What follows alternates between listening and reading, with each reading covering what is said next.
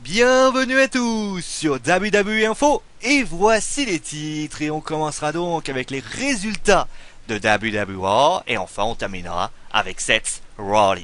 Allez, on commence maintenant avec WWE où le show a débuté avec John Cena qui parle du match à Money in the Bank. Le champion des États-Unis explique que ce qu'a fait Kevin Owens à Elimination Chambers est incroyable, mais ça ne change pas la façon qu'il pense de lui.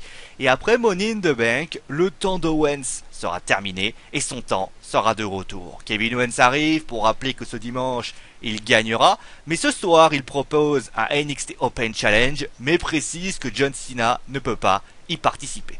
Maintenant, John Cena souhaite lui aussi faire un Open Challenge pour le titre des États-Unis.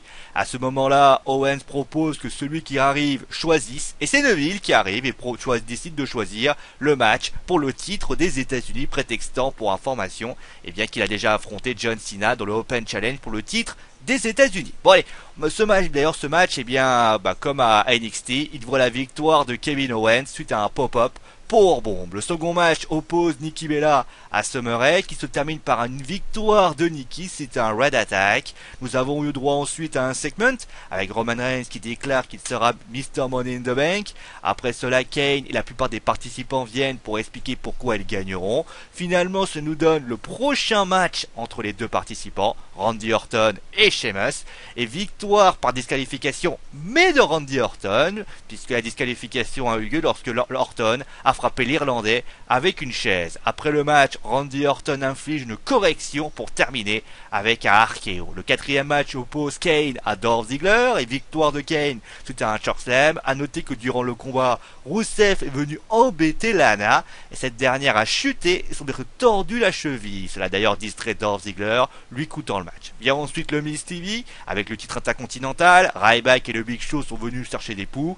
Finalement, se termine par Ryback qui porte un shell shock sur le géant. Le cinquième match oppose Rowan et Harper contre les Los Matadores et victoire des anciens sbires de la Wyatt Family suite à un 3D ou un cutter. Le sixième match oppose Biggie à Titus O'Neil et victoire de Biggie suite à un big ending, suite à une distraction de Xavier Wood permettant justement à Biggie de remporter la rencontre. Et son partenaire Kofi Kingston lui aussi a eu un match puisqu'il affrontait Roman Reigns, le Powerhouse qui a remporté son match suite à un Superman Punch. Et après le combat, Roman il a pris une chaise, il l'a posée et là à ce moment-là, Dean Ambrose, la musique de Dean Ambrose a retenti et on a pu voir pour voir justement le main event.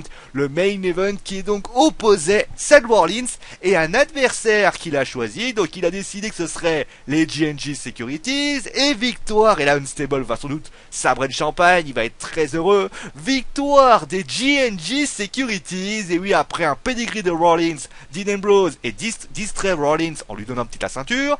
Et donc finalement il ne voit pas Mercury lui faire un roll-up et remporter le match. Après le combat, on pense que Rollins a récupéré sa ceinture, mais finalement non, c'est Ambrose qui l'a toujours, avec un bon petit dirty deed des familles. Allez, justement, on termine avec notre bon vieux Seth Rollins qui va pas très bien en ce moment. C'est vrai que justement il en a gros, comme on dirait notre Jamie Perceval dans Camelot.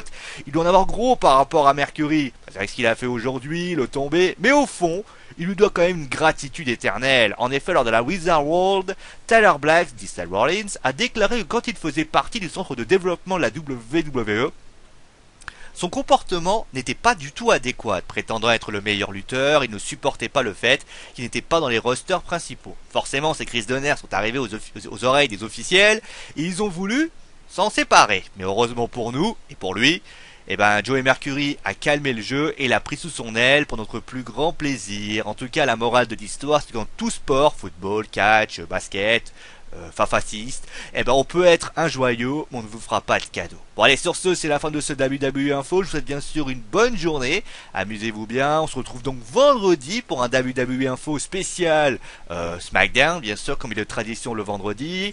On ira voir également Samoa Joe avec des informations complémentaires par rapport à ce que j'ai dit lundi. Et le Shield, la Wyatt Family, verrons-nous une réunification prochaine? Vous savez quoi, il faudra suivre ce WWE Info pour savoir ça. Vous aurez également la date du débriefing qui devrait être, du pronostic, de Money in the Bank qui devrait être annoncé dans les prochains jours. Allez, sur ce, passez une bonne journée encore, et c'est mon animaux, parce que j'ai dit. Allez, ciao tout le monde!